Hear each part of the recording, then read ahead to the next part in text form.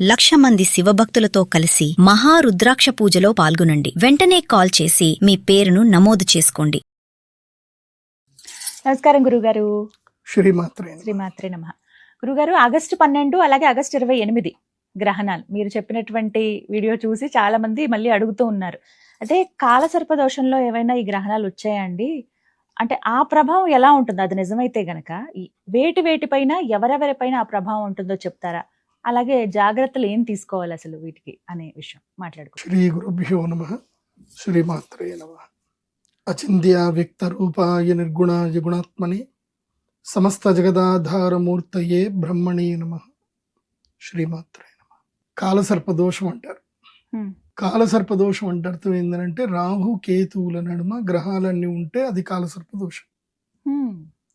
అయితే దీంట్లో చాలా మందికి కొన్ని మత విరోధాలు ఉంటాయి. అంటే ముందు రాహు ఉంటాడు, వెనక కేతు ఉంటాడు అని కొంతమంది అనుకుంటారు. దీంట్లో ముందు వెనక ఏం ఉంటుందండి. ఎందుకోసం అంటే వీళ్ళిద్దరూ ఎప్పుడు కూడా రాహు కేతువులు 180 degrees లో ఉంటారు.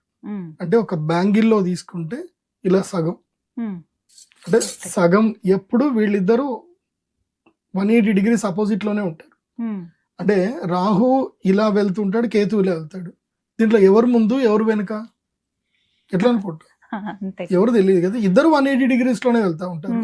ఈయన ఇది ఇటు వెళ్తుందని ఇది ఇటు వెళ్తున్నట్టే, ఇది ఇటు వెళ్తుందని ఇది ఇటు వెళ్తున్నట్టే. సో ఎవరు ముందు ఎవరు వెనక అని చెప్పడానికి ఉండదు. కాబట్టి దీంట్లో రాహు కేతు నడుమ అంటే ఈ 180 degrees లోపల ఇటు కాకుండా పూర్తిగా ఎటువైపు ఒకవైపు అయితే కేతువుకి రాహుకి మధ్యలో గాని రాహుకి కేతువుల మధ్యలో గాని ఎక్కడైనా సరే 180 degrees లోపల మిగతా గ్రహాలన్నీ కూడా ఉంటే అది కాలసర్ప దోషం. చాలా మంది అగ్రే రాహు పృష్ఠే కేతు అంటారు. దాంట్లో పృష్ఠకేతు ఉండదు, అగ్ర రాహు ఉండదు. రాహుకి కేతు పృష్ఠం అని చెప్పలేం, కేతువుకి రాహు పృష్ఠం అని చెప్పలేం. ఎందుకోసం అంటే రెండు 180 degrees లోనే ఉంటాయి. కాబట్టి ఏది ముందు ఏది వెనక అని చెప్పడానికి ఉండదు. అది బాగా గుర్తుపెట్టుకోవాలి. అయితే ప్రస్తుతము ఏప్రిల్ మంత్ నుంచి అంటే 2026 ఏప్రిల్ నుంచి ఇప్పుడు గనక చూసుకుంటే కాలసర్ప దోషం నడుస్తానే ఉంది. అంటే ఎప్పుడైతే ఫిబ్రవరిలో సూర్యగ్రహణం ఏర్పడిందో అక్కడికి వచ్చి కాలసర్ప దోషం మొదలైంది. సో అక్కడి నుంచి ఏం జరిగిందనేది నేను ఎవరికి చెప్పాల్సిన అవసరం లేదు. మార్చిలో ఎన్ని జరగాలో అన్ని జరిగిపోయాయి. అసలు మార్చి ఎప్పుడైపోతుందా అని అందరు వెయిట్ చేస్తున్నారు. ఈసారి మార్చి చాలా లెంతీగా వెళ్ళినట్టుగా చాలా మందికి అనిపించింది. ముఖ్యంగా స్టాక్ మార్కెట్ లో ఇన్వెస్ట్ చేసే వాళ్ళకి ఫిబ్రవరి నుంచి కనుక చూస్తే అంటే అప్పుడు మనం సూర్యగ్రహణం చేసాం. ఫిబ్రవరిలో సూర్యగ్రహణం ఏర్పడింది. అప్పటి నుంచి కనుక నేను చెప్పాను గ్రహణాత్ గ్రహణ పర్యంతం అప్పుడు గ్రహణం జరిగింది. కాబట్టి ఇప్పుడు మళ్ళీ గ్రహణం వచ్చేంత వరకు అంటే ఆగస్టు 28వ తారీఖు చంద్రగ్రహణం, ఆగస్టు 12వ తారీఖు సూర్యగ్రహణం. సో సూర్యగ్రహణము చంద్రగ్రహణం ఇవన్నీ అయిపోయేంత వరకు ఈ సమస్త భూప్రపంచానికి అంతా కాలసర్పదోషం పట్టుంది. కాలసర్పదోషం పట్టుంటే ఏం జరుగుతుంది అని అంటే అన్ని వికృతాలు జరుగుతూ ఉంటాయి. ఎన్ని వికృతాలు జరిగాయో అన్ని చూస్తూనే ఉన్నాం. వాళ్ళు అదేదో వాళ్ళిద్దరు కొట్లాడుకుంటే మొత్తం అందరికి ఇది అయిపోయినట్టు. ఎక్కడ ఇరాను ఎక్కడ అమెరికా వాళ్ళిద్దరు కొట్లాడుకుంటున్నారు. సో అమెరికా వస్తుంది, వాడు ఇరాన్ అంటారు, ట్రంప్ కాక ఊకే నేను ఇక ఇది అయిపోతున్నది ఇది అయిపోయింది ఇప్పుడు చర్చలు నడుస్తున్నాయి అంటాడు, మళ్ళీ బాంబులు వేస్తా ఉంటాడు, మళ్ళీ ఇది అంటాడు. ఆయన ఎట్లా చెప్తుంటే అట్లా స్టాక్ మార్కెట్ కిందికి మీదికి కొట్టుకుంటా ఉంది. అందరూ ట్రంప్ ని పెద్ద జోకర్ అంటున్నారు ఇప్పుడు అందరు కూడా. సో స్టాక్ మార్కెట్ మాత్రం భయంకరంగా రియాక్ట్ అవుతుంది. బహుశా నేచర్ ఆయన్ని సెలెక్ట్ చేసుకున్నదేమో, ఈ కాలసర్ప దోషం ఆయన ఎత్తి మీద కూర్చున్నదేమో. ఆయన ఏం మాట్లాడినా మొత్తం నేచర్ లో అంతా రియాక్ట్ అయిపోతుంది.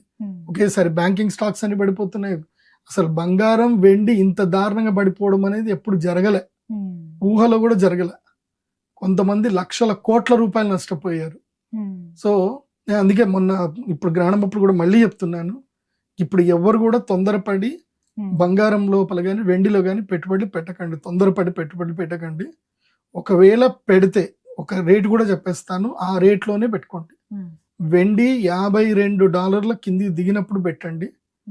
బంగారము $4,700 $4,700 800 దానికన్నా కిందికి పడ్డప్పుడు మాత్రమే పెట్టుబడులు పెట్టుకోగలిగితే పెట్టుకోండి, అది మీ ఇష్టము. Right. ఎందుకోసం అంటే ఇప్పుడు రిస్క్ ఉంది. Hmm. ఒక సందర్భం లోపల ఏం జరిగిందంటే ఇట్లాంటి పరిస్థితి ఏర్పడినప్పుడు 2 ఏళ్ల వరకు బంగారంలో వెండిలో రేట్లు పెరగల, Hmm. అలా కాన్స్టెంట్గా ఉండిపోయాయి. Hmm. సో మళ్ళీ అదే సిచ్యువేషన్ వచ్చే అవకాశం ఉంది. కాబట్టి జాగ్రత్త. ఎందుకోసం అంటే మార్కెట్ని ఎవరూ ప్రెడిక్ట్ చేయలేరు. Hmm. ఇప్పుడైతే నేనైతే ఎనాలిసిస్ ప్రకారం ఆగస్ట్ 28 తర్వాత భయంకరమైన రెసెషన్ రాబోతుంది, ఇన్ఫ్లేషన్ Oh. రాబోతుంది, చాలా ఇబ్బందులు రాబోతున్నాయి. కాబట్టి చాలా జాగ్రత్తగా ఉండండి. అందరు కూడా అనవసరమైన ఖర్చులు పెట్టుకోకండి, అనవసరమైన విహారయాత్రలు పెట్టుకోకండి. సో ఇప్పుడు మార్కెట్లో చాలా కదలికలు ఉండే అవకాశం ఉంటుంది. Hmm. ఎందుకోసం అంటే ఇది పరాభవనామ సంవత్సరం. Hmm. అందరూ ఓడిపోవడం, అందరినీ ఓడగొడుతుంది ఈ పరాభవనామ సంవత్సరం, Hmm. అందరినీ ఇబ్బంది పెడుతుంది. కాబట్టి చాలా జాగ్రత్తగా ఉండండి. ఇప్పుడు పరాభవనామ సంవత్సరంలో కాలసర్ప దోషం వచ్చింది. Hmm. ఏంటి అంటే ఇప్పుడు ఒకవేళ గనక ఎవరైనా 2026 ఏప్రిల్, మే, జూన్, జూలై, ఆగస్ట్ 28 తారీఖు వరకు ఎవరైతే పుడతారో, ఈ 5 నెలలు ఎవరు పుడతారు వాళ్ళందరూ కాలసర్ప దోషంలో ఉన్నదే లెక్క. Oh. వాళ్ళందరి కాలసర్ప దోషం వర్తిస్తుంది. వాళ్ళు ఎప్పుడైనా సరే ఈ గ్రహణ సమయంలో మేము చేసే అరిష్ట నివారణ తంత్ర పూజ చేసుకోండి. Hmm. నాసిక్ త్రయంబకేశ్వర్ వెళ్ళండి, అక్కడ గోదావరి నదిలో స్నానం చేయించండి. ఇప్పుడు పుట్టినటువంటి వాళ్ళు 12 ఏళ్ల తర్వాత కాలసర్ప దోష పూజలు నాసిక్ త్రయంబకేశ్వర్లో చేయించుకోండి. లేదంటే 12 ఏళ్ల తర్వాత మా పీఠంలో కూడా జరుగుతాయి. Hmm. బట్ మ్యాండేటరీ, అక్కడ మాత్రం గోదావరి నదిలో స్నానం చేసి తర్వాత త్రయంబకేశ్వర్లో పూజ చేయడం మాత్రం మ్యాండేటరీ. మా పీఠంలో ఏంటంటే వెసులుబాటు, Hmm. ఇక్కడ మేము కూడా చేయిస్తున్నాము. కాకపోతే క్షేత్రం యొక్క బలం చాలా ఎక్కువగా ఉంటుంది. Hmm. మేము చేయించేది ఏంటంటే అరిష్ట నివారణ తంత్రం. Hmm. సో మేము గ్రహణం అప్పుడు అరిష్ట నివారణ తంత్రం చేస్తాం. ఇప్పుడు ఎవరెవరైతే పుట్టారో వీళ్ళందరి డేట్లు రాసి పెట్టుకోండి 12 ఏళ్ల తర్వాత. ఎందుకోసం అంటే ఒక మహర్షి యొక్క అనుగ్రహం వల్ల 12 ఏళ్ల వరకు కాలసర్ప దోష ప్రభావం పిల్లలకు పడదు. Oh. ఏళ్ళనాటి శని ప్రభావం కూడా పడదు 12 ఏళ్ల వరకు. Hmm. సో 12 ఏళ్ల తర్వాత ఆ కర్మఫలం ప్రారంభం అవుతుంది. కాబట్టి అప్పుడు తప్పకుండా అందరూ కాలసర్ప దోష నివారణ పూజలు చేయించుకోవాలి. Hmm. శ్రీకాళహస్తిలో వెళ్ళి చేయించుకున్నా సంతోషమే. Hmm. కాకపోతే అక్కడ పూర్వం నుంచి లేదు, అక్కడ స్టార్ట్ అయింది ఏంటంటే గత ఒక 50-60 ఏళ్ల వెనక నుంచి స్టార్ట్ చేసినట్టున్నారు. పూర్వంలో నుంచి అయితే అక్కడ ఏం లేవు. కాకపోతే అక్కడ కూడా క్షేత్రం చాలా అద్భుతమైన బలమైన క్షేత్రము. Hmm. సో వాయులింగ క్షేత్రం కాబట్టి అక్కడ కూడా కాలసర్పదోష పూజలు చేసుకోవచ్చు. కానీ ఈ కాలసర్పదోష పూజలకు ప్రధానమైనటువంటి యొక్క ముహూర్తం ముఖ్యం. Hmm. కాలసర్పదోషం ఎందుకు వచ్చింది? రాహుకేతువుల వల్ల వచ్చింది Hmm. కదా. సో రాహుకేతువులు చంద్రుణ్ణి సూర్యుడిని మింగేది ఎప్పుడు అంటే గ్రహణం అప్పుడు. అప్పుడు. గ్రహణం అప్పుడు దేవతలకు ప్రీతిగా దేవతలకు మీరు శక్తిని ప్రసాదిస్తే రిమైనింగ్ టైం ఎవరిదైతే దేవతల టైం ఉంటుందో వాళ్ళు మిమ్మల్ని ప్రొటెక్ట్ చేస్తారు. Hmm. అంతే, అది బాగా గుర్తుపెట్టుకోండి. ఎందుకోసం అంటే కాలసర్పదోషం ఎప్పుడు ఏర్పడుతుందంటే రాహుకేతుల ప్రభావం వల్ల ఏర్పడుతుంది. Hmm. రాహుకేతుల యొక్క ప్రభావం ఎప్పుడు ఉంటుంది అంటే గ్రహాలన్నీ కూడా ఏది కేతువుకి రాహుకి మధ్యన ఈ ఏడు రాశులలో మాత్రం ఉంటేనే అది కాలసర్పదోష ప్రభావం ఆ జాతకులకు పడుతుంది. Hmm. సో వాళ్ళకి దైవీయ శక్తి రావాలి. ఎప్పుడు వస్తుంది వాళ్ళకి దైవీయ శక్తి అంటే దైవానికి వాళ్ళు గ్రహణ సమయములో అర్ఘ్యపాదాదులు, అదేవిధంగా హవనాదులు, తపస్సులు, పూజలు అవన్నీ కూడా చేయించడం, ఏది కీలకమైన సమయములో దేవతలకు హవిస్సునివ్వడం వల్ల ఆ తర్వాత సమయంలో దేవతలు వీళ్ళకి శక్తినిస్తారు. Hmm. అంతే లాజిక్. Hmm. కాబట్టి కాలసర్పదోషం ఎవరికి ఉన్నా సరే గ్రహణ సమయములో ఆ ఇలా పీఠంలో చేసుకుంటాం. అరిష్ట నివారణ తంత్ర పూజలు జరుగుతాయి. Hmm. తప్పకుండా చేయించుకోండి. వాళ్ళకి మేము రాహుకేతు లాకెట్ ఇస్తాం. Hmm. ఎందుకోసం అంటే ఖర్చు ఎక్కువనే మాది. Hmm. ఎందుకోసం అంటే ఆ రత్నాలు మీకు ఊరికే దొరకవు. Ah. వైడూర్యము తర్వాత ఏవైతే ఉంటాయో గోమేధికం రత్నాలు ఊరికే దొరకవు. Hmm. సో అవి ప్లస్ ఒక చంద్రామృత శివలింగం ఒకటి ఇస్తాము. Hmm. సో మేము ఇచ్చేటి అన్ని కూడా చాలా వాల్యుబుల్ ఉంటాయి. అవి మీకు లైఫ్ టైం ఉపయోగపడేటి ఉంటాయి. Hmm. ఏదో ఒక 5 రోజులకో 10 రోజులకు ఉపయోగపడేటి కావు. మేము ఇచ్చే ప్రసాదం ప్రదీప్ జోషి దగ్గర ఎవరు పూజ చేయించుకున్నా వాళ్ళకి లైఫ్ టైం ప్రసాదం ఇస్తాం మేము. Hmm. ఏదో ఒక అరటిపండు, ఒక మామిడి పండు ఇచ్చి ఒక 2 ఖర్జూరాలు ఇచ్చు తినండి అయిపోతుంది అట్లా కాదు. మేము ఇచ్చేటి అన్ని కూడా లైఫ్ టైంకి ఇస్తాను. Hmm. సో ఇచ్చే ప్రొడక్ట్స్ అట్లాంటివి ఇచ్చి ఆ ప్రసాదాలు మీకు జీవిత కాలంలో తపస్సు చేసుకోవడం వల్ల, ఆరాధన చేయటం వల్ల, సాధన చేయటం వల్ల మీకు అవి రక్షణనిస్తాయి. Hmm. కాబట్టి కర్మఫలం నుంచి మనం రక్షణ పొందాలి అంటే దైవమే మనకు అనుగ్రహించాలి. ఆ, అందుకే ఇప్పుడు ఇది కాలసర్పదోషం టైం, ఇదంతా కూడా ఆగస్ట్ 28 వరకు కాలసర్పదోషం టైమే. 28 తర్వాత కొంచెం మనకి సూర్యుడు ముందుకు వెళ్ళిపోతాడు కాబట్టి 28 కూడా కాదు, ఇంకా సెప్టెంబర్ నవరాత్రుల వరకు, దేవీ నవరాత్రుల వరకు ఉంటుంది ఈ ప్రభావం. ఉమ్, ఆ తర్వాత శుక్రుడు బుధుడు బయటకు వచ్చేస్తారు, వస్తే ఇంకా కాలసర్పదోష ప్రభావం తగ్గుతున్నట్టు. తగ్గుతుంది. అది. ఈ విధంగా కాబట్టి ఈ జాగ్రత్తలు అయితే తీసుకోవాలి. ఇది అందరికీ వర్తిస్తుంది కదా గురువు గారు? ఎవరి జాతకములో, అది కూడా చెప్తున్నా, ఉమ్, ఎవరి జాతకం, ఫస్ట్ నీ జాతకం ఏందో నీకు తెలియాలిగా, ముందు జాతకం తెలియాలి. అందుకే నా వెబ్సైట్ విజిట్ అవ్వండి, pradeepjoshi.com విజిట్ అవ్వండి. ఉమ్, మీరు అక్కడ ఆర్డర్ చేసుకోండి, జాతకాన్ని ఆర్డర్ చేసుకోండి, మీకు పీడిఎఫ్ రూపంలో వస్తుంది. ఉమ్, వచ్చినప్పుడు మీ జాతకంలో చూసుకోండి, ఉమ్, చూసుకొని అక్కడ మీరు మీ కుండలిలో రాహువు కేతు వెనక గాని నడుమ గాని మొత్తం అన్ని గ్రహాలు ఉండాలి. అంటే 7 బాక్సులు ఖాళీ ఉండాలి, ఉమ్, మిగతా 7 బాక్సుల్లో రాహు కేతువులు ఉండాలి, ఉమ్, మిగతా అన్ని గ్రహాలు ఉండాలి.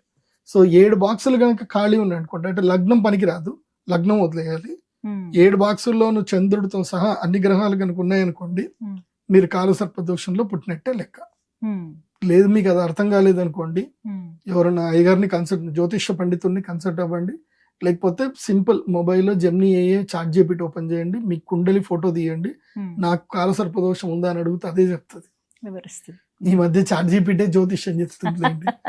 ఓకే. కాబట్టి అలా అయినా కూడా తెలుసుకోవచ్చు, కాబట్టి జాగ్రత్తలు.